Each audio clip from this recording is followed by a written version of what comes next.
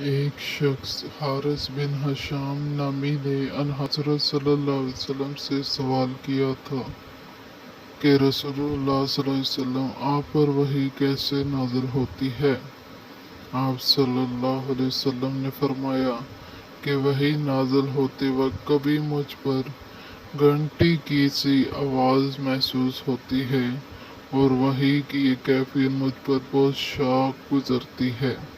جب یہ کیفیت ختم ہوتی ہے تو میرے دل و دماغ پر اس فرشتے کے ذریعے نازل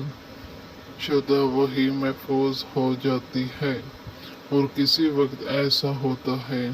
کہ فرشتہ بشکل انسان میرے پاس آتا ہے اور مجھ سے کلام کرتا ہے، بس میں اس کا کہا ہوا یاد رکھ لیتا ہوں۔ حضرت عائشہ رضی اللہ عنہا کا بیان ہے کہ میں نے سخت کڑاکے کی سردی میں ان حضرت صلی اللہ علیہ وسلم کو دیکھا ہے کہ آپ صلی اللہ علیہ وسلم پر وحی نازل ہوئی، اور جب اس کا سلسلہ موقوف ہوا تو آپ صلی اللہ علیہ وسلم کی پیشانی